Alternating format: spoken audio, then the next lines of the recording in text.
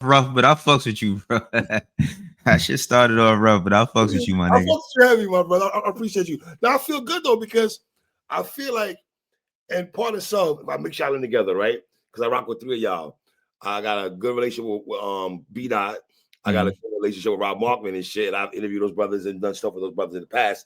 So to have you on here also, I appreciate it, man. You know what I mean? Nah, absolutely. Let's do it. I'm with it, bro. Yo, man, are you media now? You can see this on media? Yeah. I'm full media now, bro. I'm full media. No more A&R and management for me. I've had all the dream jobs. I've had the hit records, and I'm just all media now, bro.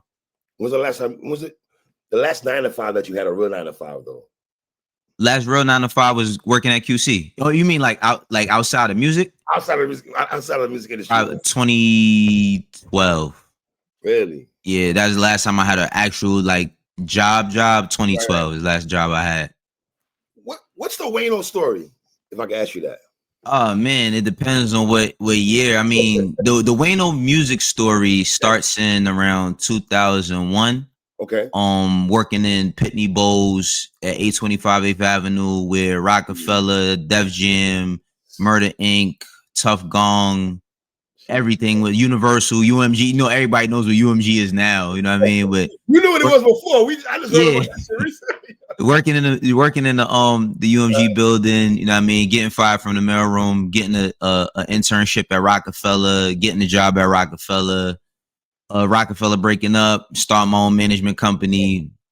You know what I mean? Like I said, I'm skipping over a lot, but that's just the big gist of it, though. You know what I mean? I started a long time ago, over 20 years ago. How did you get into I mean, obviously you're a hip hop head. Obviously, we know that already, right? But was it easy to transition because you're a hip hop head to get into the music industry? Though, was it easy for you? No, I didn't, bro. When I got in the music industry, I was a kid. I ain't know what nothing meant. Like when I used to, keep in mind, bro. We used to read the credits. You know what I'm saying? So I would read credits. I would see A&R. I didn't know what that meant. I didn't even know. How people say. People always ask me "Yo, what was you going after?" I'm like, bro, I had no idea. I just knew that my mom's. I was getting in so much trouble in school and in the street that my mom's was threatening to send me to live in South Carolina. And she was saying she was going to send me to Job Corps.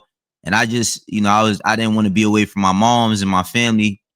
So I just, I found a job, and that job was, in the mailroom where the music industry was. Well, they delivered mail to UMG, and then I just was like, I'm gonna figure something out in music, but I had no vision. I had no vision, bro. I learned as I went along. So you worked in a mailroom first, you said, right? Mm-hmm. And you got fired? Yeah, I got fired. What'd you do to get fired? I got fired because my man Pat. Yo, it's crazy, bro. It's so many people that I work with that was just good guys. I was the youngest person in there, and I was 17 going on 18 at the time. And my man Pat, he worked. His route was Def Jam. He had 27 and 28. That was Def Jam floors, and I had the royalty department, which was the 20th floor, and Murder Inc. and Family Tree that had Outkast as well. Carter Faculty. People don't know too much about Carter Faculty. That was one of Jay-Z's labels that he started outside of Rockefeller. I was supposed to deliver some boxes that was left in the freight area to the royalty department. It was people's contracts and all of that, and I forgot to pick up the boxes. And whatever is left in the freight area get thrown out. So all these contracts and stuff got thrown out, and they had to get rid of somebody. They got rid of me and Pat. So how did you from that situation to getting fired to getting your foot in the door, back in the door, and just accelerate like that? Because, bro, I told you, I was the youngest person in there. So the way I even started getting cool with people upstairs. I mean, I'd say generally everybody that worked the floors, we was all cool with people upstairs. But for me, I was the youngest. You had dudes in there that was rappers. You know what I mean? The dude. I never was on none of that. So I always got to give credit to Omi Ellie McIntosh. She ran Jay-Z's fan club, Fan Fam.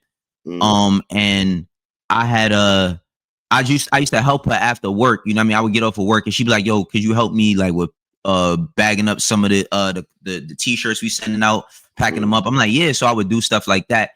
And I got cool with her, and I got cool with Shari. Shari Bryant, who Shari was just the co-president at Rock Nation. She's doing her own thing now with her own company. I don't want to say the wrong name of it, but She was Carlene, who was Jay's assistant. She was her assistant. And I was cool with all of them. Like, I was cool with mad people at Rocafella. I was cool with mad people at Murder Inc. And I just, bro, I started working in the sneaker store around my block after that. And the dude that I was working for at the sneaker store, I found out that this dude was racist, bro. He was racist as fuck. Like, he was mad racist. And one day he just said something to me that rubbed me the wrong way. And I just called there and I'm like, yo, could I come to the office? I said, I don't know what I can't do. I don't know what to do, but can I just come in there every day? Because a lot of my friends at the time, I think I was 18 at this time. A lot of my friends, they started going to jail. You know what I mean? Some of them passed away. And then I was just like, you know, can I just, she was like, yeah, come to the office. And then that turned into an internship. And then that turned into a job.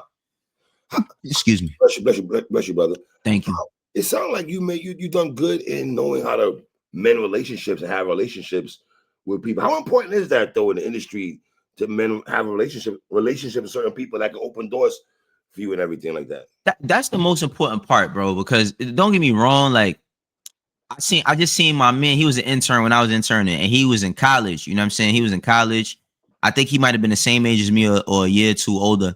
But, you know, a lot of and not him specifically, but a lot of the kids that was coming from college that was interning, their whole thing was like, man, I'm in school. Like, this is going to happen for me. And my whole thing was like, bro, I dropped out of high school in the 9th grade. So my whole thing was like, my mom's told me when I dropped out of high school, like, yo, listen, you're going to have to work 10 times harder than everybody next to you. So just prepare for that in life. And I dropped out when I was like 16 going on 17. That's 9th grade, right? 9th, 7th grade? Nah, bro, I got left back like 2 times. Like I was on the brink of getting kicked out of school. And my guidance counselor told my mom, like, yo, if he get kicked out, he'll probably never be able to go to another school. Like if you let him, like you take him out of the school, he could go to alternative high school. So it's like, I really, as a teenager, was battling depression. I just didn't realize that until I learned what depression was maybe 2-3 years ago. You know what I'm saying? In our era, niggas wasn't talking about mental depression. Nah, bro. Like, you from Brooklyn, right? I'm from Brooklyn and shit. Bro, so yeah, you know this, bro. Like, you from Brooklyn. You see something horrible happen, you just got to wake up and go over to school the next day. There's no counseling, nothing. No PTSD, man. No PTSD. Yo, it's crazy. No, it's really crazy. So, you know, yeah, I had got left back a few times, and then but my whole thing was like with the relationship thing was I understood that by me being a young kid and being in the street. Like I seen how like certain people I would be around when I was in the street, like how it benefited them to have a good relationship with whomever they was hustling for. And I hate to give it in that context, but that's how I learned a lot of like, you know, relationships and all that by just being outside. So it's like I understood that if in order for me to get my foot in the door, I had to be on time, I had to be respectful, I had to be, you know, sharp or on point. So I was doing any and everything I could possibly do to, you know, make sure I kept my foot in the door once I got there. Did you mature? Do you feel you matured fast in your teenage years compared to your friends and everything? Were you more mature? Yeah, yes and no. Like my maturity came from like. It came from like, bro, I wanted to touch the fire in every case. Like I was the only child for 10 years. You know what I'm saying? So like, I didn't have like an older brother that he messed up and I didn't even know like my other siblings and all that. Like from my dad's side, it was just me and my mom's. Like my mom's had me when she was 21. So I grew up with my moms. We shared a room till I was like damn near 10. So my moms and my grandmoms raised me, but they raised me to really, really be like they West Indian, you know what I mean? Well, my mom's side West Indian. What part West Indian? Where people from? My grandmother, her dad is from Jamaica, and my great grandmother, she was from Montserrat. She was from Montserrat. I think she lived in Dominica. Like they told me that she lived in Dominica too. Small island, right? Yeah, Montserrat is mad small next to Trinidad. So she was in Montserrat, Trinidad, then and she was born in 1908. So you could just imagine how mean she was as a West Indian woman. But then my dad's side, like my dad's side from North Carolina, he from Fayetteville. But my dad was in the street. So like my dad was a street dude. My mom's was like a blue braiding people here, have a job right here. She'd do any job. So like I was raised with like a lot of principle value, but at the same time, it's like every fire that I touched, I didn't have to touch. It's just that I thought like I had to do it in order to be accepted. Cause like I said, bro, I didn't have like brothers and sisters to bounce off of. So I'm bouncing off of like I had across the street like 5 guy. Well, I had 1 guy brother, but I called all of them my guy brothers at the time. It was 5 of them. It was boys, and I was the second. And then the last one, he was like my little brother. So I had to learn from them, or so my maturity level came from me. It came from me, you know, knowing my principles from my moms and my grandmoms and all that. But then like seeing consequence happen in real time. So I was just like, damn, if I don't want that to happen, I gotta think before I act. You know what I mean? So it led to me thinking a little bit more. Cause then it was like when I started to get in the street as a teenager, bro, I said this on Lou Williams podcast. Like, it's like certain girls I like, bro. It's like they like the dumb dude in class. So it's like, I'm like, all right, let me be the dumb dude. Like, you know what I'm saying? Like, that's how I really was being. I was like, and then I started being like, then when shit started getting, I'm talking about we start getting, when shit start getting real, I'm like, I'm bugging. Like, I'm sitting here saying to myself, like, I don't got to do none of this. Like, I'm bugging, but I'm still real. I'm getting both sides of the coin because I gotta. I come from a good mom's. My dad was in the street. I had a good household with my mom's, but like now my experiences is forcing me to be on some. No, you gotta not grow up fast, but I always felt like I had some sort of sense ever since I was young. You know what I mean? I had some sense. Do you embrace your southern roots, or your southern side, because your dad's from North Carolina? Do you? Hell yeah. Okay. Yo, bro, you know it's crazy. I just was talking to my wife about like just southern music.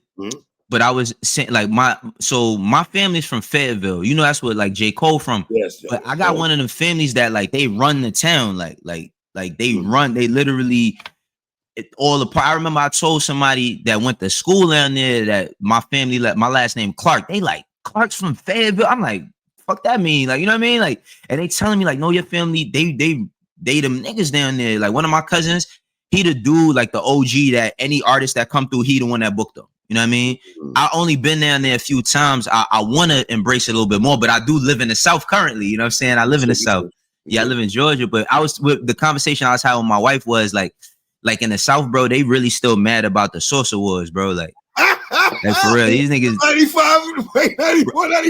Yo, bro, I was like 10, 12 years old. Like so they be thinking, like, bro, and keep in mind, right? Like I know your musical palette and taste. I've seen you talk about the stuff that means everything to you. But bro, wasn't they playing all the South records on the radio when we was kids, bro?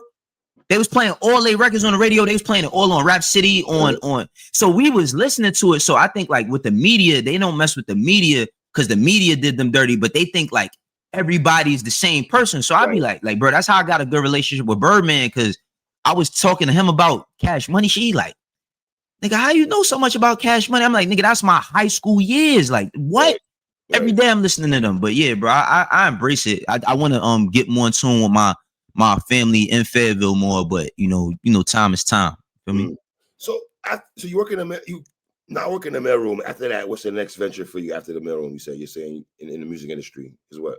Well, after the mailroom, I had got the internship, and then after the internship, I ended up getting a job. But it took some time. Like it took some time. It was like I did the mailroom thing heavy for like, no, not the mailroom. Mailroom, I probably did a year. The intern thing, I did like, it felt long, but it was like a strong 3 months. But after like 3 months, I was doing too much, bro. I was doing stuff I had no business doing. Nah, for real. But I was wilding. Like I think about like if I would have had an intern like me, I would have fired myself. For real. Was you learning the fast? I just was overstepping my boundaries, bro. Like I would overstep my boundaries. Like they'd do some shit like I remember one time no, I didn't stay in the studio at that time. Like they'd tell me go to the studio for something, right? Like go to the studio and drop this off. And this is baseline. So they'd be like, yo, take this. It might be CDs. I don't know what it was. It just go drop this at baseline. I go there, nigga. I see Jay-Z. Guess what? I'm supposed to go in there, drop this off and leave. I sit down. He's laughing. Like, he's still bro, they kicked me out the studio so many times. Bro, it got to the point where Shari, like I love Shari to death. That's my sister. She pulled me to the side one day, like, yo, you can't go to the studio no more. Like they keep telling me you be like, they don't want, like, you not supposed to be there. Like, you're an intern. You can't. Shari like a year younger than me, so like we like the same age. So you know what I mean? She telling me, I was like, man, I still didn't listen. I'm like, fuck that. Like I'm gonna do what I want to do, bro. It helped me, but it did hurt me in certain ways. But it helped me a lot though, because I think the more they saw me, the more I made myself present, the more it was like, oh, what can this kid do, or what does he do? You know what I mean? What are your job when you're an intern? What does that job entail for the people, for the young cats that are gonna watch this? They might not understand because that word is not A&R, and I mean not A&R, what you was doing and everything like that. What does that entail though, being an intern though? Bro, at that time, we talking 2001, 2002. I'm generally like not really doing nothing like copying papers. Like, you know, of course, like the internet isn't it existed back then, but it wasn't like if somebody had something to say, they would rather send into office mail. They wouldn't send an email, right? So it might be keep in mind, like my skill was the mailroom. So it's like, all right, I know that I got to get this to here from here really quick. So like I said, Omi, who ran Jay's fan club, her sister Dara worked at Rocafella. So like when I was in the mailroom, it'd be like, Omi be like, yo, I need you to take this to Dara right fast. I'm like, all right, run do that. So it would be just copying papers, going to get food, you know what I'm saying? Or going to get food for people, like an artist come, they in the office chilling. They be like, yo, go to McDonald's and just, I got a big order, go do that. It was like almost nothingness, you know what I'm saying? Until you might get called on. And then like the day I got called on, it was Big Face Gary. You know what I mean? Big Face, he got a podcast or whatever, but he Dame Dash, like childhood friend. And he had just come home, I think. He was locked up. He came home and Dame gave him a job, you know, to be an A&R or whatever. And he just was like, yo, shorty, what you doing? I'm like, nothing. He like, yo, come with me. Like, all right, start running around with him. And then he started seeing that, like, I kept my ear to the street. I was a kid that was outside every day. So it's like, bro, I started telling them. I remember telling them like, yo, we gotta start doing mixtapes. And they was like, ain't nobody doing no mixtapes. Like, and then 50 started coming through. And I'm not saying that I wasn't no pioneer of the mixtape or nothing, but I was buying mixtapes. And then I started seeing the shift to artists doing their own mixtapes. So I'm like, yo, I would get beats and be like, yo, let's do our mixtapes. And they'd be like, we're not doing that. And then it became that. So like my duties on a day-to-day being an A&R was just whatever. Like I remember they told me to go to Barnes and Nobles to go get like this list of books for Jay-Z. Like, yo, Jay got to get these books. Like, you know what I mean? Or they like, yo, I remember young Chris, he had his prom was coming up. So they was like, they was buying, I think Biggs bought him a jacket or something from Louis Vuitton. They like, yo, go over to Louis Vuitton and go pick this up right quick. So it was like damn near being a messenger, a door dasher. You know what I mean? It's a lot of different things. It's basically what you called on for, whatever. You know what I mean? Did Jay-Z take Young Chris flow? How do you feel about that? You were close to all these guys. So I was right there. I don't think he didn't took. This is why I say, bro. And like I know even when people see this, they gonna be like, yo, Wayno just a Jay-Z glazer or a dick rider. It's like, it's not that, bro. It's like, all right, everybody got their alma mater, right? Like for me, I didn't go to school, so I went to Rocafella the years I was supposed to be in college. You know what I'm saying? So like I got a chance to be around a lot of great shit. The shit with Jay-Z and Young Chris was this. Jay was always, and I think every older dude, because I do it myself, like all older dudes, if you keep young dudes around you or you converse with young dudes, you ask them what they into, what they doing, what's them sneakers you got on, like, you know what I mean? Like that's just naturally, that shit happened on the block. So it's like, it would be times where Chris would do something to say something and Jay be like he'd be like, damn, like the fuck, you know what I mean? And then you'll hear him try that out, but then he will put Chris, like, you know the song Never Take Me Alive? That was supposed to be on Blueprint too. So it was like, yeah, young Chris and Neef, like they one of their close friends had got, you know, he got his life taken. And when he got his life taken, they brung them to New York and then they took them to the Bahamas for, you know, to get away. And I ain't gonna lie, bro, record labels was way more generous back then. But they took them away and all of that. And then you know, when they came back, Jay had Chris, he just tucked them in the studio with him for like a week. It's just like he was in the studio with him for like a whole 2 weeks. And they did Nigga Please. They did Never Take Me Alive. And then that is some other song that I think Pharrell did the beat, and I think Uncle Murder ended up using it or something like that. But Chris was on there too. But I feel like it went hand in hand. You know what I mean? Chris rapped about it on Criminal Background on State Property album. You know what I mean? But I don't think Jay took his style. I think that like Jay leaned on State Property because they was dope. You know what I mean? And they leaned on him because he was Jay-Z. So it's like the exchange went hand in hand as far as creativity from what I saw. You feel me? Do you think Jay got chastised at that time, like 2001, when he's embracing all the Philly rappers more than New York rappers? Maybe you feel that way? Not really. I think so. It's one in particular, the Dipset shit, but that's just like you from Brooklyn, bro. What high school you went to? I went Erasmus Hall, Erasmus in Prospect Heights. Oh, that's in Brooklyn. That's in Brooklyn, yeah. Yeah, nobody from Harlem is going to a Brooklyn high school. So it's like the reason why I said that is because I went to King, right? Okay, you went to King? Okay. I went to King. So like in the hallway, we had like you had the Brooklyn section. Brooklyn and Queens was like kind of around each other. Then you had like Harlem and the Bronx, and then it was nobody from Staten Island in our school. But like, even though Brooklyn, we didn't have problems with them, like basketball, music. It was always some sort of level of tension. We would argue like at that time, I argue Mace was the greatest rapper of all time at that time when I was a kid, bro. And it would be like Jay-Z. I'd be like, man, Jay-Z, nigga, that nigga ain't better than Mace. Like we argue all day. But I think like you know, that it was the Dipset element was because they was from Harlem, but State Property was just, bro, I ain't gonna lie, we got a lot of songs that never came out, and they work ethic, bro. They work ethic was just crazy, and they was some crazy dudes, bro. Don't get it twisted. Like these niggas was out of their mind, and then Bleak, even with Bleak, like he didn't start his Get Low thing till like 03. So it's like, you know, Jay just seen GDK and what's my man name, man? Living Proof. Okay, all right. I think his name was it Living Proof? It was Proof. My man Proof, and he had it was another dude, the one that's he on I can't remember his name, but he on the Black Album documentary when Jay is telling him about like the nigga saying like, yo, you got to rap about what people want you to, what they want to hear, and Jay's like, nah, you got to be your authentic self. He was a part of Get Low too. I can't remember his name. Okay, you know what I mean? But Bleak had those dudes, and GDK was dope, and then you know they had H Money Bags, but I think H Money Bags went to jail right before the shit started popping. I mean, that was before I came around. Like I came around right when like I came around right after the Hot 97 shit, the first Hot 97. That's when I came around. That's when Jay didn't rap. When he didn't rap. That's when I came around right after that. Like that year is when I started being around them. You know what I mean? So what's that experience? How old are you at this time? 18. Like I got in around like 18 and I turned 19. So like my years was 18, 19, 20, 21, 22. And by the time I was 22 is when Rocafella broke up. The experience, bro, like keep in mind, bro, you see this tattoo on my hand, bro, like remember, bro, like hand tattoos in 2001 was like a face tattoo. You know what I mean? So it's like, bro, I thought I would never get a regular job, nigga. I went from watching these dudes on television to being around, like reading about them to being around them. So it was like, I thought I just keep working, I'm gonna be rich. Like that, I was like, oh, I'm gonna be rich. Like, I'm around Jay-Z and Beyonce. I'm 21 years old. Like, I'm like, oh, I'm in my mind. I'm like, oh, I'm gonna get my mom's out the hood. Like, I'm gonna be rich in like 2 years. Just once I get my shit together. But that didn't go the way as I thought it would go. You know what I mean?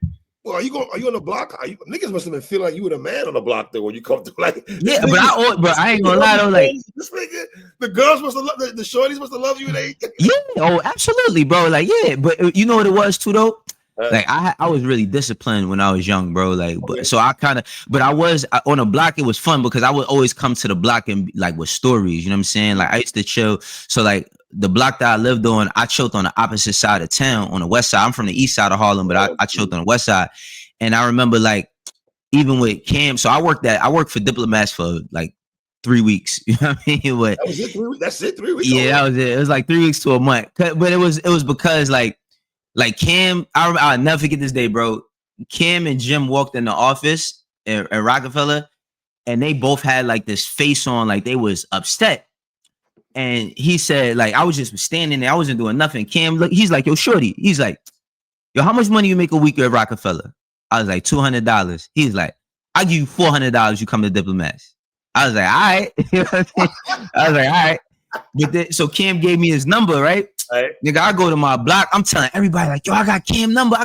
They like, you lying. I'm like, I got Cam number. I call him. Like, he had a voicemail where, like, he said something.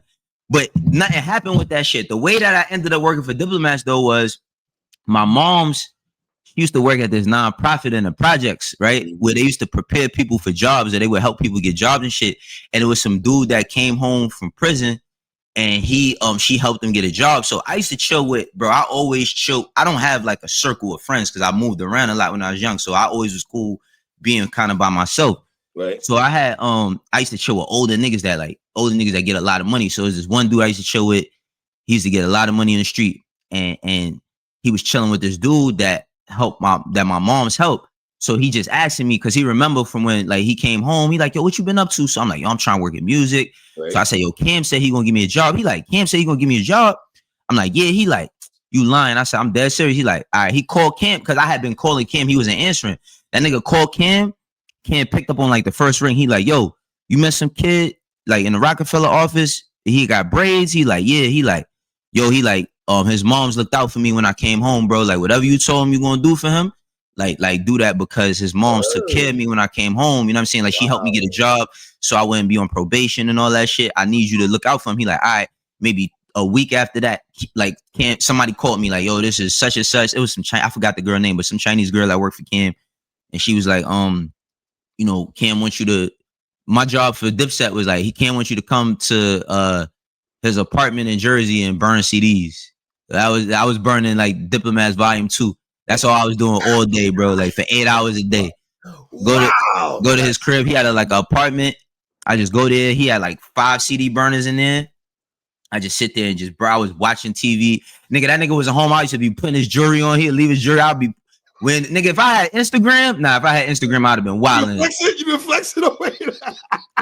3-letter, bro. If I would have had Instagram back then, bro, the nigga left the remember the plate Dipset chain? Yes. Yo, he left that shit in the crib one day. Nigga, I was wearing that drink. I'm in the mirror, like, but I was burning the CDs, but then them niggas wasn't paying me, bro. They wasn't paying me. And then, but then I had seen Cam, and I Cam my nigga till this day. I had seen Cam one day, and I told him, I said, yo, bro, I ain't been getting paid. He said, you stop coming to work. It was around time he caught the gun charge. And I was like, yo, I was calling. He's like, nobody. He's like, how much I owe you? I was like, $800. That nigga went in his pocket, took out $800 and gave it to me. Wow. You know what I mean? And that's when I was at this time, I probably was like 19 at that time. You know what I mean? So bro, my experiences was crazy. I still was living in the hood, but like my experiences was OD fire at that time. Us looking from the outside, Wayno, because you're indoors with these cats, right? Mm-hmm. When Dipset came to Rocafella, it was kind of different, wasn't it?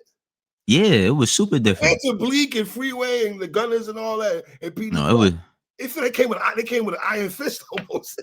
Nah, bro. So, bro, I ain't gonna lie. What made it so competitive was Baseline only had 2 rooms. Like, your studios today, it'd be a nobody. They got 10 rooms in there. Baseline had 2 rooms and a lounge. So it's like, if at any time, if you was recording and Jay came there, you have to. If you was in the A room and you was recording and Jay came there, you have to get out. So it's like, because he had this, he's Jay-Z, he paid for the whole shit. So it's like, you got Kanye would be in a, like, Jay, like if Jay was working on, I came around when Jay was working on Blueprint 2.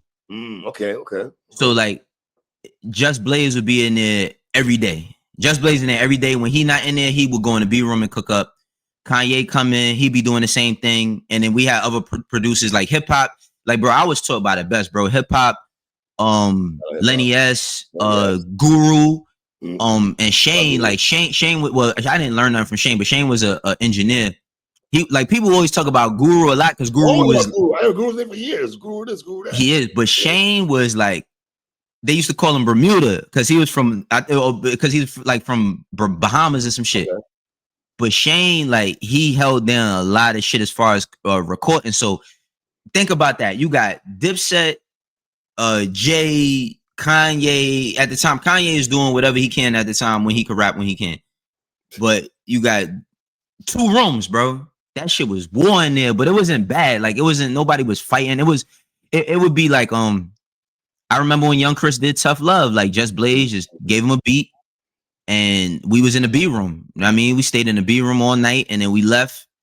That morning they had to go to Philly because it was an N1 show and it was just him on his self by talking about Neef. And the one that actually got killed that I was telling you about, he was the one that played it for Neef. But yeah, bro, it was, Dipset came in. I just think they from Harlem, bro, and Harlem just got a different, and they from the West Side, bro. West Side is about that money. They about that flashy shit.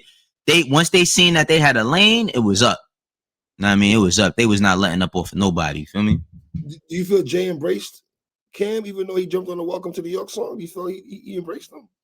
Because it shows my camera. It shows my camera taking Jay off. Oh boy, that whole shit is crazy to me. But do you feel there's camaraderie there, or is it just Dame? That's Dame's peoples and shit. Because did Dame have his squad? Jay had his squad. Was it like that? You know? Yeah, bro. I mean, yeah, I think I don't. So I can't. That's one thing I can't do because, like, at that time, I still was like interning, so I can't say that every day. But, bro, I kid you not, Cam. I had went to meet Cam. Did a photo shoot in Baseline one time. Jay didn't. I feel like, keep in mind, Cam and Jay knew each other prior to Cam being signed there. You know what I mean? Like, I think people be not you, but so many people they just know Cam for Dipset. Like, you got a bunch of mixtape shit. You got Confessions of Fire. Big wanted to fuck with Cam. It was the stories out there that Big was. Rock with Cam on a little bit. Yeah, you know what I'm saying? So it's like you Cam got a whole era before he even meets Jewels, you know what I'm saying? So it's like Children of Corn, all that. Yeah. Shit. So but Cam just always had this mindset. So I was saying about the photo shoot. I like at this time, remember, I'm working for him. So anytime, bro, if I'm working for you, I'm pulling up on you ever. I'm still like that today. Cause that's how I got my QC job when I worked at QC. But Cam, I remember I was talking to him in Baseline and he was like, yo, he said, man, all this Rocafella shit cool, but I'm using this to build diplomats, bro. He like, I'm gonna turn diplomats into like something big. So it's like, and what's crazy is, bro, he probably don't even remember telling me that, but I think that his ambition was just to have his own thing. You know what I mean? And as you know, we hear more stories. You hear about how Mace was trying to do his own thing with the Harlem World stuff. You know what I'm saying? It's like everybody had their ambition to have their own thing at one point in time. Even myself, like I had my own, management company that I turned into like a label for a second, but it just didn't work out. You know what I mean? Wow. Yeah. So you done been in for all the classics. How many classic songs you've been involved in that you watch niggas do live or pen lyrics and everything like that? Like, I seen What We Do. Okay, wow. What We Do, Flip Side, the whole Philadelphia Freeway album. Very slept on album too. Very slept on album. Oh, classic, bro. That shit a classic. Like if you love hip hop, bro, in every form. That is my favorite song on that. I love Good Night. Which one? Good Night. Good Night. Yeah. That shit is. Yeah. That's the drum with him and Beans. Yes. Yeah. So I was around for that. I was around for, of course, Blueprint 2 album. I was around for when Kanye was doing College Dropout, but he didn't do like the whole College Dropout, like in Baseline. He did some of it in Quad, but I seen a lot of sessions. Like I remember, bro, what's that song on Never Let Me Down on College Dropout? It was on Freeway Birthday. I think it was the first time I drank Cristal. Yep, it was on Freeway Birthday. They did that song. Remember that song? I hate that song because it sounded so different when they did it as one with all of them on there, like the crew song. When they did I can't remember who they sampled, but as one with all of them on Blueprint 2. You like that song? You like that? It sounded better before they added everybody. Like it wasn't as many people when I had first heard it. You know what I mean? Right. But when they was doing it, I was there when they was doing it. But what's his name? Kanye comes in there. And at this time, like Through the Wire is out. Like cause he had it on a mixtape, but it's out. He come in there, he like, Jay, I gotta play you something right now. He stopped the whole session. Yo, I gotta play you something right now. He put on Never Let Me Down. And Jay was like, oh my God. Like, he's like, the fuck is this? That was the first time I seen Jay record. That was the first time I seen him record a verse. Bro, he did that verse probably like 5 minutes. Like, if that, he ain't write shit. He just went in the corner. Like, he did it, the talking to yourself shit. Like, he went in the corner. But he taught all of them how to do that. Like, go in the corner, because Beans didn't write, Chris didn't write. Freeway used to write, but Freeway knew how to do it without writing, but he didn't write. Petey used to write. Sparks used to write too, and Oskino used to write, but Beans don't write nothing, bro. But he just went in the corner, said a couple words, like he just kept saying like, and then go in the booth and do this shit in one take, and it was like 8 bars, you know what I mean? Did this shit just like 8 or 16, just boom like that, and then Kanye, he's like Guru, bounced it, put on a CD, and just walked out the room. You know what I mean? Like just like that, like it was shit like that always happened. You know what I mean? Did you see the Rocafella split coming before it? I don't know, bro. I told you, I thought Rocafella was gonna be at my baby showers. I thought this was gonna be forever, man. I didn't, you know what I mean? But I definitely did see like a difference in I saw a difference in how they were around each other. It was a point in time where, like, you know, because I was kind of neutral in a sense. Like everybody thought, like Jay thought I was from Philly. because I used to be with the Philly dudes until when I got the Harlem tattoo. He like, you from Harlem? Like, and then I used to be around Beans a lot. And I was around the Young Guns. Me and the Young Guns, we the same age. So like, I used to be around both of them. So I'd be around Dame, and I'd be like, damn, he ain't said, like, he wasn't with Jay or say nothing about Jay, anything the whole day. And then I'd be around Jay and them, and it was like vice versa. They was just kind of doing their own thing on both sides, and they wouldn't be around each other. And then I just was like, that's odd, but I didn't think that it was, you know, nothing else. But yeah, I didn't see that shit coming at all, bro. You never thought about doing interviews? Back then? No. Well, I do interviews now. I just now launched my platform called Come Home With Me. You know what I mean? And the first actual interview I did was me and Don Cannon. You know what I mean? And I talked about everything from Don Cannon's upbringing in Philly to his job at Def Jam, signing Lil Uzi, falling out with DJ Drama, all of that. And then the next episode that's dropping this month is actually DJ Drama. You know what I mean? So yeah, I started my own platform. Bro, I just, you know, media, I've been doing it for a little second, but I'm learning the independence. It's like, yo, I ain't gonna lie, bro. Like, I know a lot of people don't fuck with academics, but like me working with him for years, bro, he taught me a lot about like how to control your own media. You know what I mean? And cause you know, people seeing who he is on camera, and then he's a different person on camera, off camera. And the person that's off camera, you know, it's similar to the person he is on camera. I'm not gonna say he just faking. You know what I mean? He does turn on a character when that camera come on. But he taught me a lot about like with the media shit, like, yo, bro, even with people saying that they're gonna do interviews with you, like you'll see who fuck with you when you really doing it. And then you'll see the people who mess with you like when you got something going. You know what I mean? So just be mindful of that. Don't think that your relationship is gonna get you the interview or get you the opportunity just because somebody's gonna say, yeah, hell yeah, I'm gonna do it. They be lying. You know what I mean? So there's a lot of things I picked up and learned from him with that. You feel me? How was your relationship, you and academics? We was cool, bro. We was really cool. We only had one. We had one time where like we had a bad argument on camera. A lot of it got cut out. It was like during the whole 6ix9ine shit. You know what I mean? But other than that, like, bro, me and him is like we cool. Like the thing is that I don't talk, like we don't speak a lot, but we only work together. You know what I'm saying? It's like, I'm pretty sure you could think of any job you had where you might have been super cool with somebody at the job, but outside of the job, like y'all cool, but right now. Yeah, exactly. Like y'all ain't got no pride, y'all got no static, but it's like, yo, we cool. So it's like, but people, because I did that show for so long, they like anytime he do something, it's like, yo, say something to him. It's like, that's not how life works, but we cool. Like I ain't gonna front, even till like now, like even with me doing content, like I done reached out to him to get pointers about shit, and he done gave me the pointers. Now I don't agree with everything he do, but he probably don't agree with everything I do neither. But we don't have like problems and nothing like that. Like he's actually, I'm gonna keep it 100, bro. If people got a chance to know him, which they most likely will never, he's actually a really cool dude. Me and his brother is really cool. He got an older brother that his brother like listen to all the shit that we love. And one thing I will say about academics while I'm on here, bro, people might not, that nigga know a lot of shit about music history, bro. Really? He know a lot of shit, bro. Act like it though, Wayno. You know, Rob Markman beat that. Y'all niggas give me that feel when it comes to music. I'm gonna keep it 100, 3-letter. It's two things. One is like when you don't necessarily fuck with a person, and I'll say like just the character of what they present. Then even when they saying something that could be of any stature, you ain't really trying to hit. You like, man, whatever.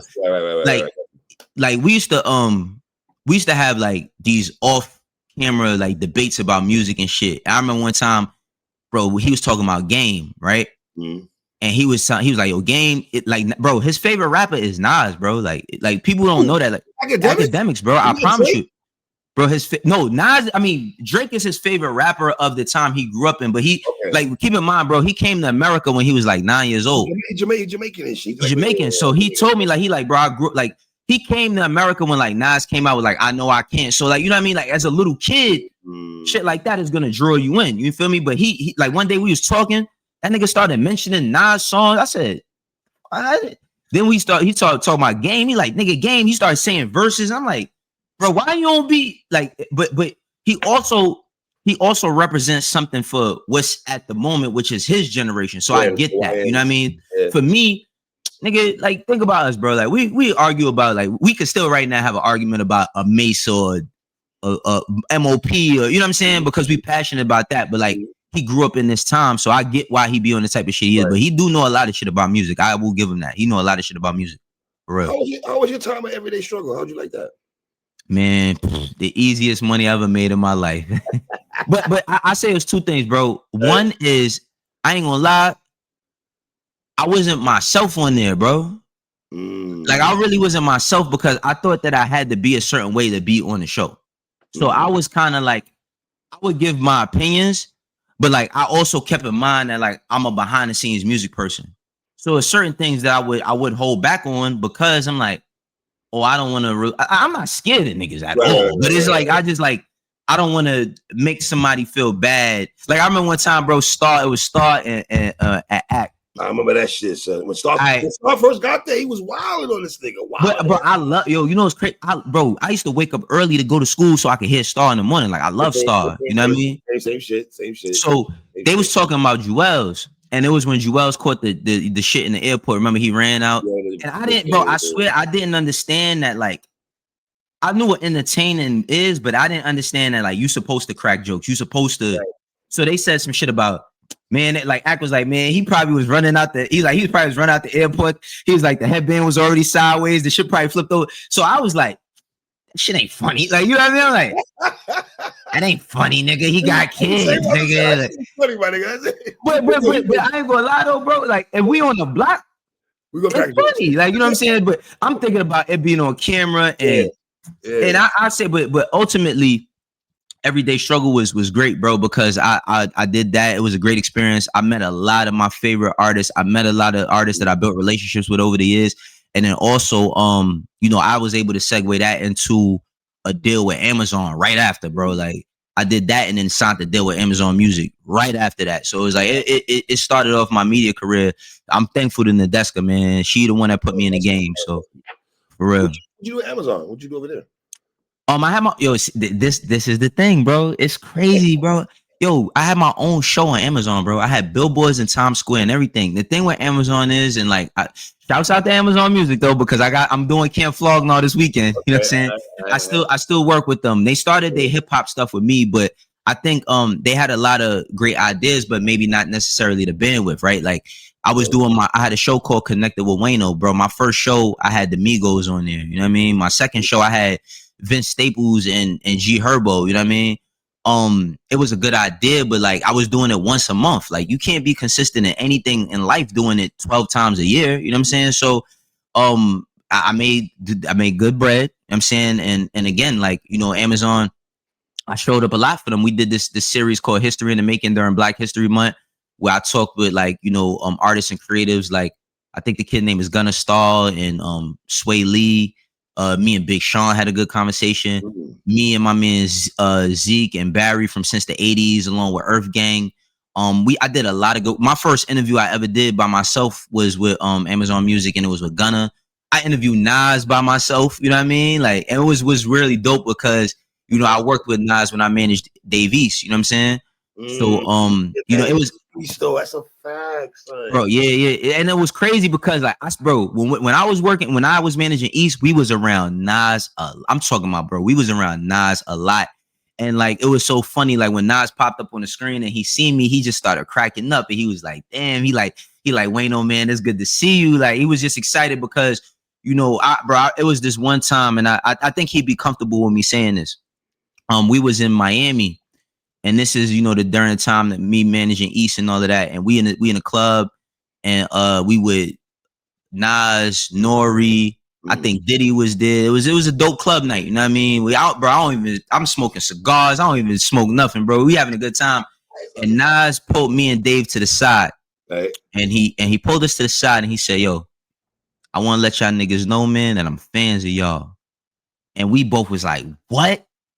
And he, mind you, at this point though, we had been around Nas probably 100 times, you know what I mean? But he was just like, "Yo, I'm fans of y'all." And we like, what? He like, "Nah," he like, "For real?" And I said, "Yo, we just taking, you know, the opportunity that you gave us." He said, "Nah, man." He's like, "The shit that y'all have done with this opportunity, I'm just excited to work with y'all. Like y'all y'all going after something, bro. Like I remember one time Nas was doing remember DJ Khaled did some interview series. He interviewed Nas. Bro, that nigga Nas was doing an interview and he mentioned my name, bro. I was like, my whole hood was bugging, bro. He's like, this nigga Nas just said your name in the interview. So it's like, this is Nas, bro. Like, what? Nas, my nigga. Like, so, this music shit, bro, it's brought me so much, bro. I can't even, 3-letter, bro. I can't even tell you how grateful I am. This shit has provided me, it got me out the projects, bro. Like, it gave me the greatest, I can't even thank Allah enough, man, and music for getting me where I'm at today, bro, for real. What happened you in East, though? And don't kill me, though. I'm not the biggest Davies fan. Niggas be killing me about East. Yeah. His fan base be getting on me and shit, though. But what happened with that, though? You just decided with me and East, bro, like, he fired me. It is what it is, bro. He fired me. It's like it ain't nothing to sugarcoat. That's still good, or we good. We weren't, you know what I mean? We weren't for a minute, you know what I mean? But we're good because, like, ultimately, bro, like, I think his fame was a lot for him at that time. You know what I mean? It was a lot because I remember my man asked me one time, he's like, yo, how the hell did you make this nigga the face of New York without a record? You know what I mean? And because you couldn't freestyles bro, you couldn't open up your phone without seeing him somewhere, whether that was a campaign with a brand, whether that was him at a basketball game, whether that was him doing a freestyle or something. Like we kept ourselves in front of that camera, and we made money. Like his first big checks was my first big checks. You know what I'm saying? I just think that it got to a certain point where the fame was a lot for him. You know what I'm saying? The fame was a lot for him. And it was a lot of people with opinions and shit. And, ultimately he made a decision that was for him. Right. And, we weren't on the best of terms, but we good. Like, you know what I mean? Like, we don't have no problems. Like, you know what I'm saying? Like, me and East, we don't have no problems. It was a business decision. And, we did have a close relationship though. The only thing I do regret that we don't have, and I'm pretty sure he regrets it as well, is that we was extremely close. Like, he was close with my family. Like, you know what I'm saying? Like, he was close with my, like, it would be days, bro. This nigga call me like, yo, I'm over at your mom's crib. Like, I was just passing by here. I just stopped by to see your mom's, you know what I mean? Okay. Or like my dad, like, you know what I mean? Like my dad, like what got us to speak again was my dad had passed away. And when my dad passed away, thank you, bro. He reached out to me and he was like, he just was like, bro, I know, like, he like, I know what your dad meant to you, you know what I'm saying? So he offered his condolences and then we just started talking, you know what I mean? And we started building our relationship. It's not what it was, you know what I mean? But that's the only thing I think both of us probably regret is that we don't have the relationship that we used to have. You would know this better than anybody then. Could Nas have done more for East? And I say that respectfully. I say you gotta hold your hand or nothing like that. But just having more songs. He did everything he was supposed to do. Okay, all right. Nas did not let, bro. I'm gonna keep it 100. Nas is the most humble legend superstar I've ever met in my life. Really? Yes, Nas is a superstar, bro. Like, but don't get it twisted. If you start talking to him, like cause he too cool with you, he will let you know that he's Nas. Like I've seen him do it. I seen him check niggas like, I'm Nas, nigga. You crazy? You know what I mean? But Nas, bro. I'm Esco, nigga. Fuck it, you talking about? I look at it from this lens, bro. Like, Mass Appeal was starting something new. Mass Appeal. Love what he's doing, Mass Appeal, man. Bro, I love what they doing. But it was truly about independence. You know what I'm saying? And partnering. And Nas had he of course his business partner is Anthony Saleh, who is Kendrick Lamar, Future. You know what I'm saying? So it's like, bro, we was in that wheelhouse before they had got to the Future and the Kendricks and shit. Right. And just from a branding aspect, like, bro, they had a venture capital. Nas has a venture capital company. You know what I mean? Anthony, I had lunch with Anthony one time. He said, listen, man, you ever come up with any ideas to do film, television, not just music? Like, they was showing us shit, bro, that the average, no labels, not like, bro, they not doing that for these artists, bro. And I think that, I don't know what's the status of Nas and Dave's relationship, but Nas did, bro. They gave me an office for my management company in their office, bro. They did everything and more that they were supposed to do. Shout out to Peter Bittenbender. You know what I mean? He's Nas's partner in Mass Appeal, bro. They're great people, bro. They did everything they were supposed to do for him. You know what I mean? From my perspective, me being a part of that business, you know what I mean? in 2025, it's gonna be a tough question though. Is Nas over Hove now? Nah. And Hove is my favorite rapper. Yeah, you know what? I don't know, but yes, in certain aspects. Bro, Nas and Hove is like Ken and Ryu, bro. You gonna pick who you gonna pick for? You want speed? You want fast? You pick Ken. You want strength? You want strength, and you want to win. You want to win the fight. You picking Ryu. You feel me? Like they both do the same things, but both do things that the other one can't, bro. And I just think that like I had this conversation with Guru one day, and I said to him, I said, man, this is crazy for me. I'm like, because I used to, work, of course, for Jay and Rock, and then and working with Nas, and he like, nah, bro, this is exactly how it's supposed to go, bro. And like even when I was managing East and we got the deal, bro, and because we were supposed to do a deal between Mass Appeal and Rock Nation, it didn't work out. You know what I mean? We was talking about it, it didn't work out. But when I got the deal, I remember I went to go see Emery one day, and I seen Jay, and I could just see like the happiness he seen when he seen me, knowing that I did some shit, bro. It was just like, yeah, you know what I mean? And then I had Nas too. So it's like, bro, like, I don't know. I rate both of them. In my life, raps is different, but as far as who they are stature-wise, they to me like the same. You know what I mean? But as far as rappers, I'm picking Jay. I'm going to music because Nas has been more. Oh, music Jay, bro. Music Jay. Overall, I'm gonna say Jay, but can I make the argument for Nas now for the last? Absolutely, no. Absolutely, no. We not. Listen, I'm not. All that cool shit out the window. All the cool shit.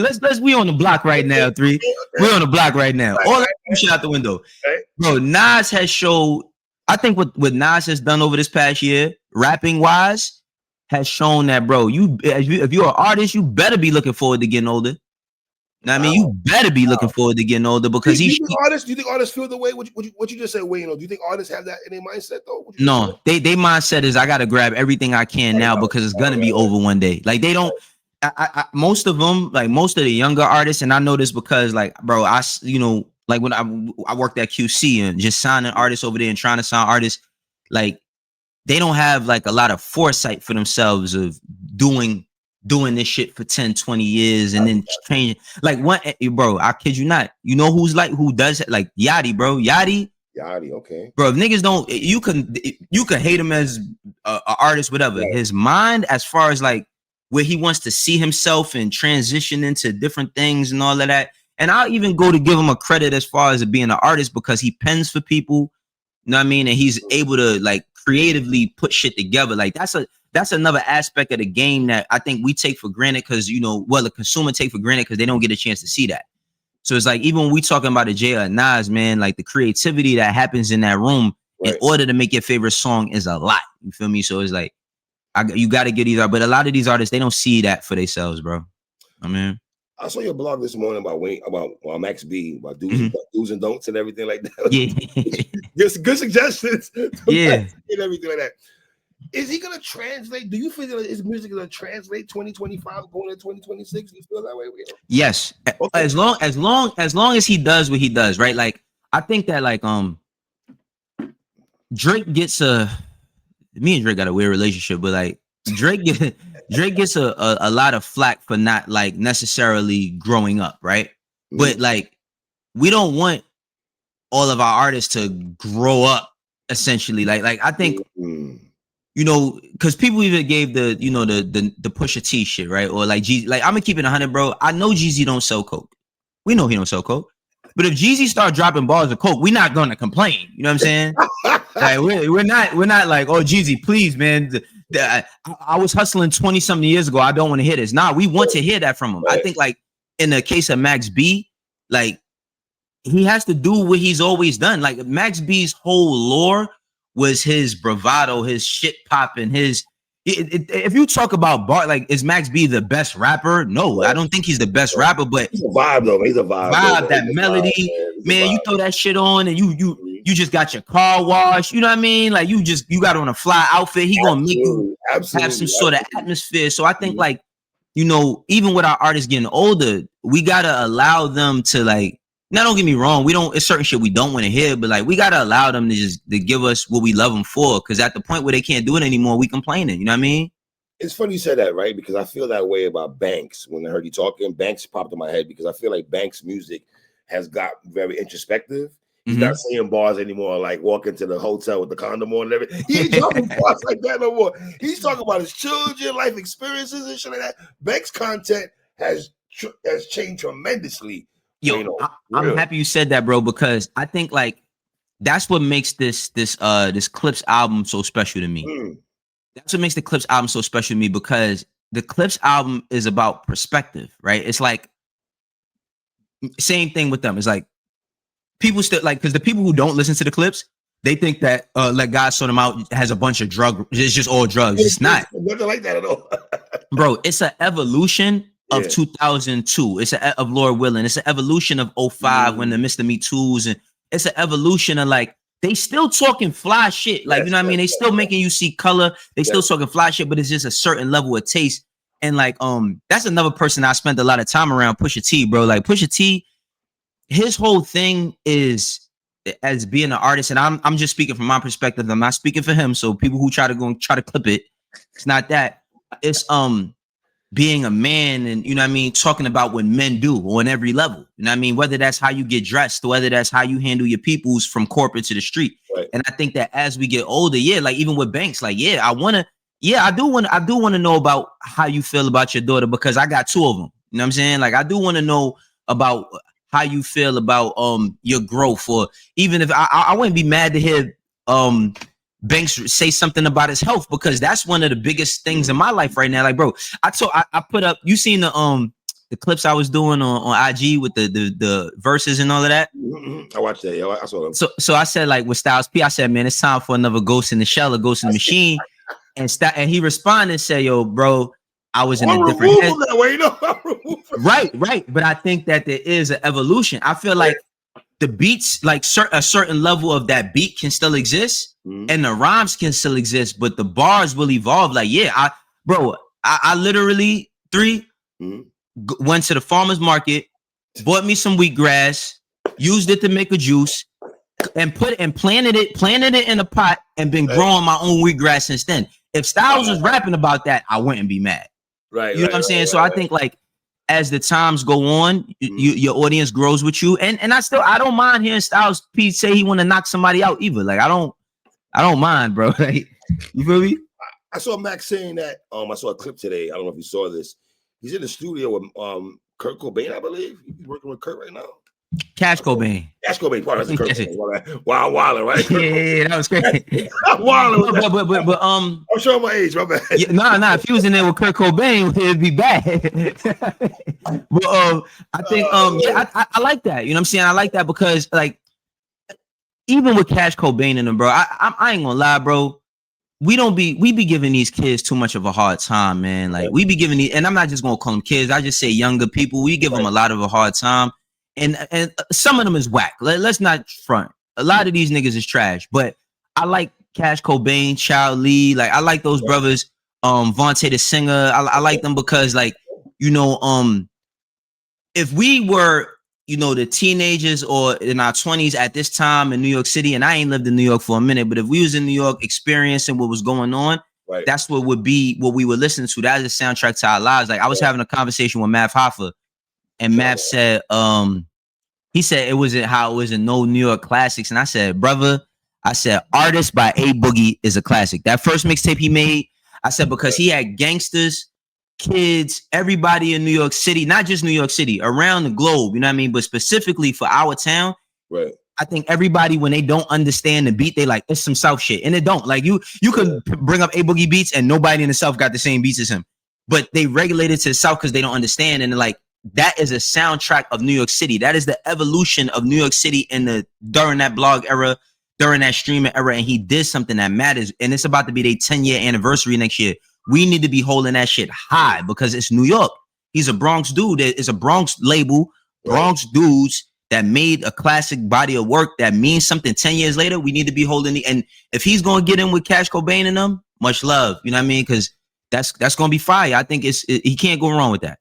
Do you think the young guys in New York City that listen to the drill music, they'll embrace Max's sound? No, probably not. But the drill shit don't. I'm gonna keep it 100, bro. And I had this conversation with like executives, bro. That shit don't make no money. Like I think people see the stories and they see how big like the story can go widespread on social media or YouTube, and they think, oh, they're making money, even if they're making like tons of music. There's no the drill. K Flock had a shot, bro. K Flock, wow. Oh man, that and Dougie B, like they had a shot, but I think it's they locked up, right? K Flock locked up. Yeah, bro. The bad thing about it is like we love them for the same things we hate them for, right? We hate the fact, I ain't gonna lie, bro. I don't like drill culture. I feel like drill culture was something that came from Chicago, and not only did it affect New York, but it affected all the black youth all over America.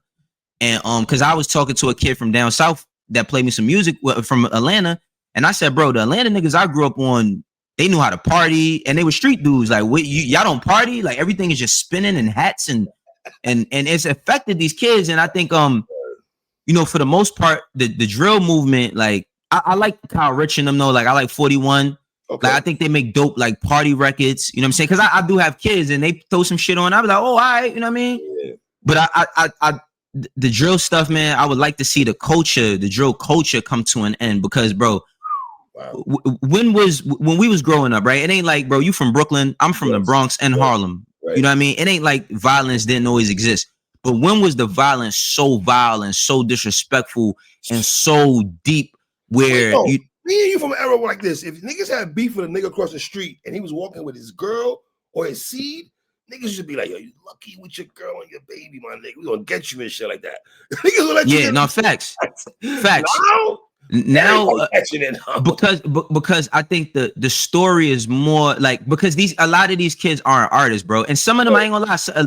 There's a few drill kids that they talented, but they don't like their motivation, right? Like if your motivation is to be like a big artist, then you're gonna lean into that, right? Or the best artist, then you're gonna work on your craft. You're gonna work on your bars. You're gonna work on like every skill you got. If your motivation is to be like an antagonist, and you're making money just doing music, then you'll just be an antagonist that makes music. You know what I mean? And eventually you'll meet your demise due to death or due to jail. You know what I mean? So it's like, I hate to see our people suffer, bro. And that drill shit has made our people suffer for so long.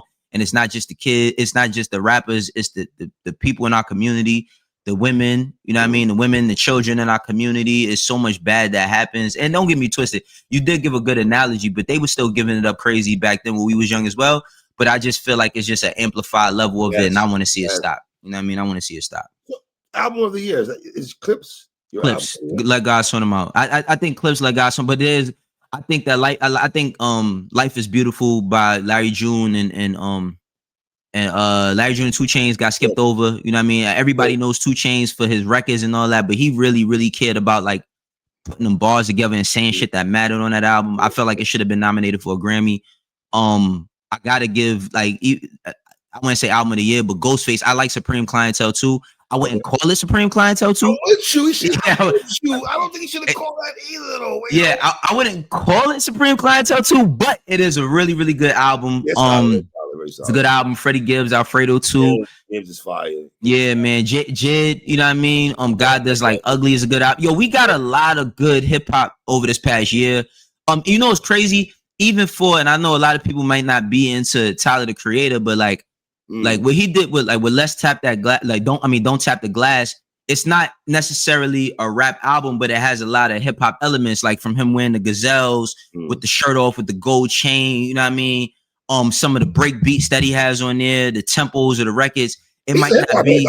Tyler's a hip hop head though. Oh no, bro, that nigga, yo, bro, he loves this shit. You know what I'm saying? And I think every time he makes an effort, they try to find a way to push him out of the conversation.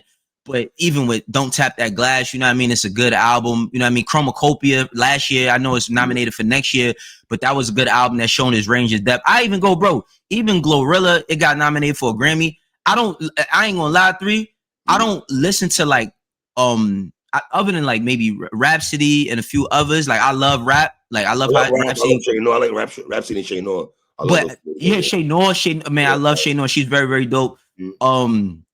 And I like Cardi B's album. It was a good album. It's just a little long for me. And I'm not gonna sit here and lie and act like I'm turning that shit on every morning. Right. Glorilla, I feel like she delivered a really good album. You know what I mean? Like I feel it. That's what I'm saying, bro. Like instead of not you, but generally speaking, bro, and this is just social media. The conversation, like if you wanted to hate on something, you used to have to write a letter, put a stamp on that shit, buy an envelope, and mail it in. Right now, you could just hate all day. I feel like it's a lot that's going on good, and people are just complaining about like sales and shit. Like when we started, bro, I do not know what Dark and Hell is Hot. I do not know what We Are the Street sold the first week. I do not know what The Infamous sold the first week. I don't know where it charted. I don't know none of that, bro. But I know what that album mean to me, bro. Yes. I'm saying, so it's like I think the business part is cool conversation, but we gotta just enjoy the music more. I saw you do a blog, but I didn't get to watch it this morning though. You did, and I was gonna do. I'm glad you did one on WestSide Gunn or the WWF stuff. What's your take on all that for the people that didn't get to watch it? What do you say? So I kind of explained it's like a 2-part thing, right? Because I understand why WestSide Gunn did it. You know what I mean? Because he wanted to build a lore. Like he brought up Wu-Tang. I spent every Saturday night watching karate movies with my mom. So when I heard Wu-Tang for the first time, bro, shit was unbelievable. You know what I mean? What he did, and even watching wrestling, you know what I'm saying? Like what he did, it gave a nostalgic factor for them 80s babies, you know what I mean? Like the 90s babies, our little cousins and us. And I understand his intent. From a business aspect, I also understand why they are mad in some ways, right? Because if you're using, images or you're using audio and all of that, and from a business aspect, I'm not saying I agree because I don't agree, but I felt like they would have done way better trying to work with WestSide Gunn. Do they need WestSide Gunn? No, they don't need WestSide Gunn. Does WestSide Gunn need them? No, he doesn't need them. But I felt like it would have been so dope, bro. It would have been so dope to see. And when he said the thing about y'all be showing love to people that don't care about that shit, I understood that because, bro, like with sneakers, like I'm a big sneaker person. I don't say sneakerhead, but I love sneakers. And I see, like I said it on my show. I said, man, I done seen Nike give shit that means something to people that don't care about it. You know what I mean? People could look at it as hate, but it's just real shit. Like they don't take the time to do curation. And I think it's so unfair to him. You know what I mean? But I understand to an extent on the business side. Do you think WWE got pissed off because he started his fourth rope wrestling thing, and that's where this is coming from? I don't know. I mean, I don't know. I mean, I see what he's doing, and shouts out to Smoke Desert too. Smokes, but that me and Smoke Desert been friends since we was kids. You know what I mean? So shouts out to him. I see what they doing, and I know they're trying to build something. I don't know if they like, how people say people will rationalize in their mind the meaning, right? So they'll say, "Oh, that's got to be it," and they'll say that's just it. So I don't know if it's that, but I just think that like for Gunn, for everything he done did to show his love and appreciation, even if you added up all the samples he's used, like how much money is that? You know what I mean? Like that ain't that he's might have taken, quote unquote, by using pictures and stuff. Now, I mean, entitled of songs. He has songs called Miss Elizabeth. Malenko. Yeah. Even the references in the bars talking about going off the top rope, all types of shit. And I think like, Gunn is he's a very, very smart dude. I just wish that, that's why I said in the ending of my episode that like right now, I think it's really important for us to support him because you can't ban it. Like if all of us stop watching WWE tomorrow, it's not going to stop WWE. But what we can do is be more into fourth rope, buy the merch, you know what I mean? Watch the stuff. If a pay-per-view is coming up, if the shit is $50, let's buy it. We spend $50 on nothing. Why not buy into a brother that means something to us? So it's like, I think, collectively as a culture and as people, we just got to support our brother at this time. But they did my nigga dirty, bro. Like I really ain't like that shit. But they, that's how it go. All right. So what you got going on that we should be looking out for? Anything you got going on that we should be looking out for? Currently, I mean, right now, bro, like I told you, I'm full media, bro. I'm straight media. Of course, like hip hop and me. What I mean by that is that I'm just not doing executive work. I'm not working at labels anymore. You know what I mean? I'm not managing artists anymore. I just really want to amplify and build myself up as a media personality. Kick it with people that's like-minded, kick it with people that's dope, like what we doing here. And just keep pushing this brand that I got. I do it myself. You know what I mean? I do it myself. It's not just to do it yourself. You could build your team, but it takes some initial thought. It takes an initial kick. And I just been building that. I'm about to start dropping my merch. You know what I'm saying? Merch, okay. Yeah, I got merch. You know what I mean? I've been getting some brand sponsorships, so it's been going good for me, man. Like I said, this independent media wave, man. I've been on YouTube since 06. I wish I'd have thought about it back then. I'd have been a quadrillionaire, you know what I mean? But it's all good. It's better late than never. And I do this consistently every day. Now, with being media now, how many times does your phone ring when you drop an opinion that an artist might have take umbrage with, sir? Do you text? So every now and then, every now and then, you know what it is? It's, yo, bro, it's so weird doing this stuff because I feel like my base that's watching me, I ain't gonna lie, bro, like at the standards of what, if I was an artist and I was trying to sign me at my growth rate, I'm growing crazy. But I think generally most people don't know what I'm doing, right? Like, shit, you almost 70,000 subscribers. So what you mean? No, but you know, the thing about YouTube is its own world that lives outside of the Twitter sphere, outside, because you know, it used to be that point where like I believe like on Twitter in like 08, 09, if I was doing like this type of content and I would have just put it up, it would have went, right? But like in today's world, like you got to make people check for you. So I don't think generally people know what I'm doing. Like people be telling me, it's so funny, bro. Like when I see somebody like try to say something negative, they like, yo, your career is. I'm like, yo, bro, I'm making more money now than I was doing a lot of the special shit y'all thought I was doing. You know what I mean? And I live a great life. So generally, yeah, I've gotten a call or two. I had a bit of a fallout with some people at Dreamville over an opinion that I had. But the thing is that I ain't gonna lie, and this might sound crazy, bro. I really didn't know how the internet worked. Like I didn't know how the internet worked when I said what I said, and I didn't say it to be malicious. I just was talking like how I talk. But at that time, I'm almost at 70K. I probably was at maybe 5K subs. And it went and that wasn't my intent. So like when I seen people that I had respect for, you know, saying that I was doing shit for clicks, I'm like, damn, that's what you think of me. Or it was like a person I had a fallout with. He says, do that shit, yo. Like, nigga, we been talking hip hop before the fucking social media, my nigga. Knock it off, bro. Like we do this shit. Like this is the same shit I used to do in the barbershop for 2 hours after I get my cut. But you know, bro, I just understood that, like, you know, an independent role, no matter if you're doing it as an artist, if you're doing it as a creator, if you're doing it as a hairstylist, it's a lonely one, right? Like if everybody who follows me that knows me pushed what I was doing, then I have more traction. But I'm not building my traction off of those people. I'm building my traction off of the people that like to hear what I got to say and the people who enjoy what it is that I'm doing. So like I've gotten some calls, some texts. Some people hit me up every now and then. They're like, yo, I just watched the episode, like artists and shit. Like, I watched the episode. They tell me they take or they, you know what I mean? It's fun, you know what I mean? But I just, what I enjoy more, bro, is that right now it's like I'm doing this shit without somebody telling me that I got to cut my camera off. Like, you know what I mean? When I was doing Amazon, you're not being micromanaged and shit. Yeah, bro. Like, and like I said, much love to Amazon, but it's like once I did that show, if I had things I wanted to talk about for the rest of the month, I cut until next month. So it's like, you know, I'm just doing this shit how I feel fit. You feel me? Okay. Well, brother Wayne, I appreciate you as always, brother. I appreciate you too, bro. We gotta do this once in a while, brother. Yeah, I don't mind, bro. Like I said, it's so funny because like me and you was going at it on Twitter at one point in time. But I say even through that, bro, like I always have respect for you. You know what I mean? Like I always have respect for you, and I enjoy the stuff that you do. I am a subscriber, you know what I mean? And I enjoy what it is that you do. And yeah, bro, like keep going. You know what I'm saying? And any way I could be of a help, or not just a help, but if we could, you know, we play ping pong like whenever we can. Absolutely, with it. Oh yeah, man. God bless you, brother. I appreciate you, King. Peace, bro. Have a good one. My guy, man. Shout out to my brother Wayno. Y'all know the fucking vibes.